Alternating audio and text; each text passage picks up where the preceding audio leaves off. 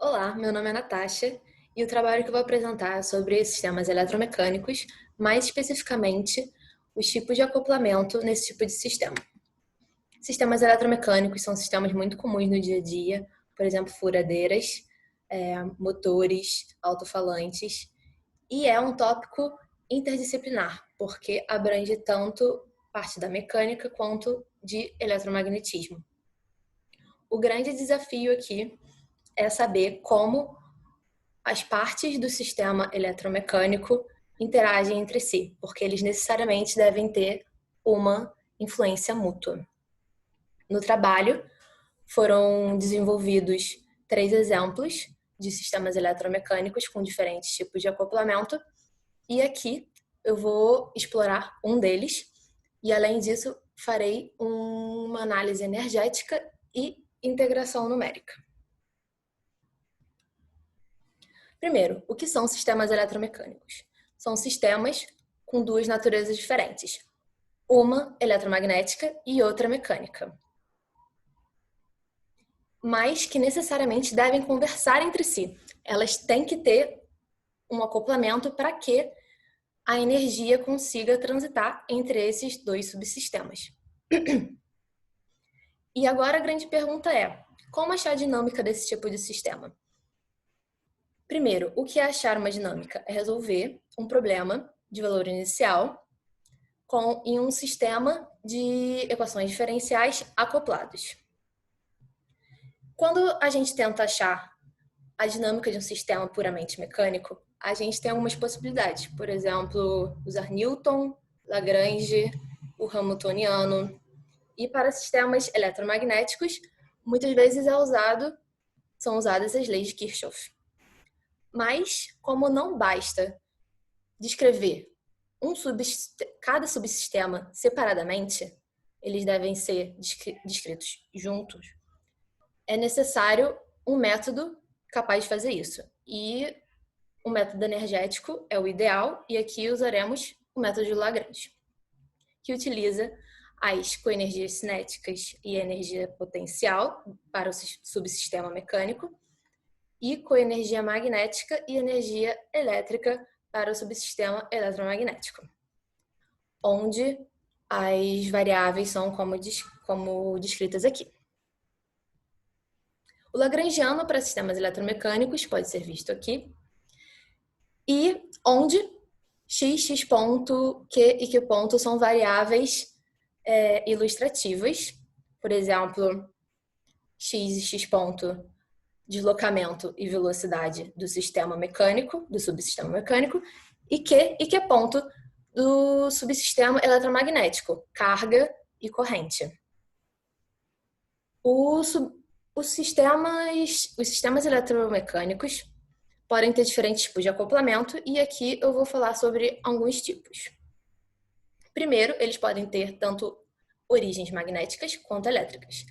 Aqui, por exemplo, o indutor de bobina, onde a indutância do indutor varia conforme o deslocamento.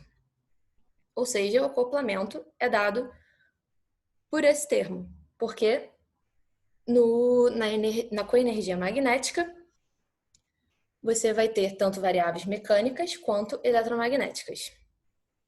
Outro exemplo possível seria um capacitor de placas móveis, onde a capacitância do capacitor varia conforme uma dessas placas se distancia e se aproxima. Ou seja, varia com deslocamento, uma variável mecânica também.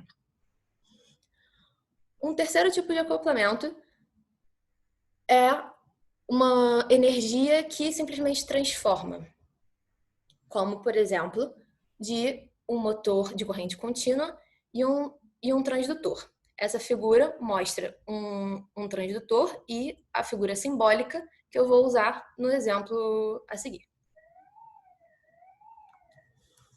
Esse exemplo é chamado de alto-falante eletromagnético.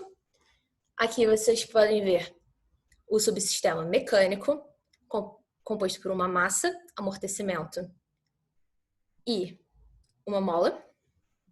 O subsistema eletromagnético, composto por uma fonte, uma resistência e uma indutância. e o termo de acoplamento, o elemento de acoplamento do sistema, que nesse caso é o transdutor. As variáveis do sistema estão em vermelho, onde é o deslocamento e a corrente.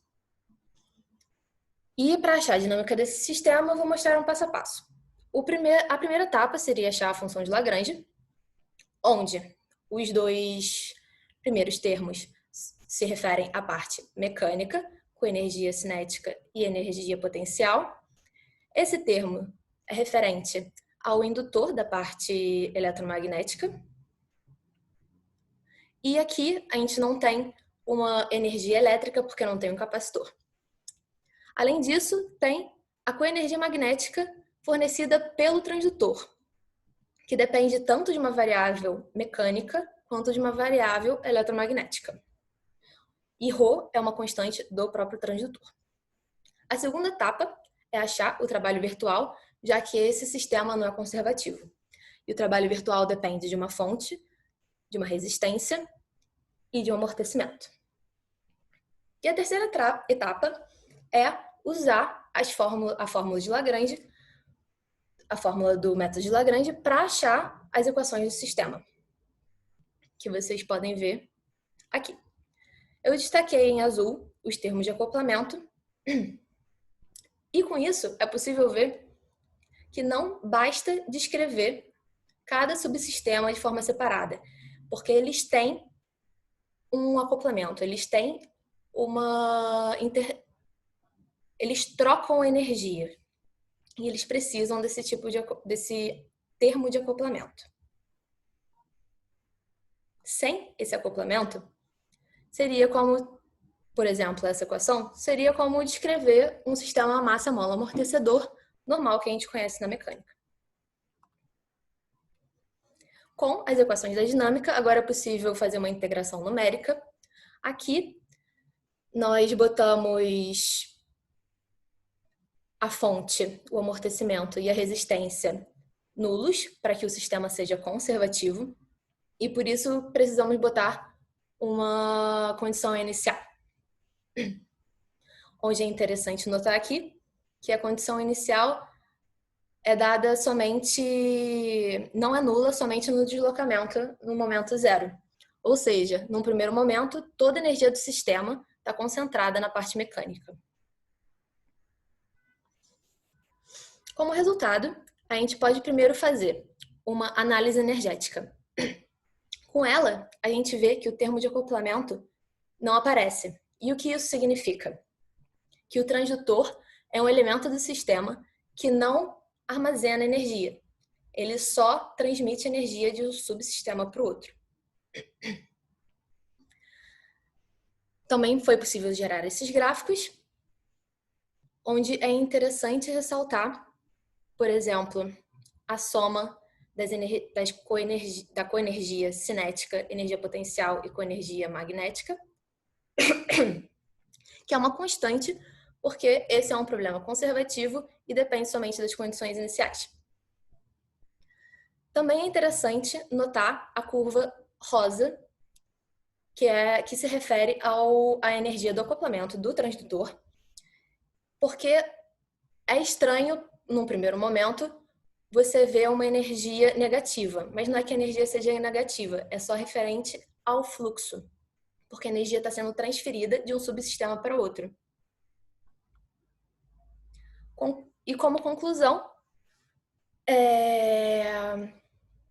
esses sistemas são muito presentes na literatura, mas, mesmo assim, eles são tratados de forma errada muitas vezes, e esse trabalho mostra um passo a passo de como achar a dinâmica de um sistema eletromecânico de forma correta e didática. Além desse trabalho, também mandamos um trabalho para o Senamac. E muito obrigada pela atenção. Aqui eu termino a minha apresentação.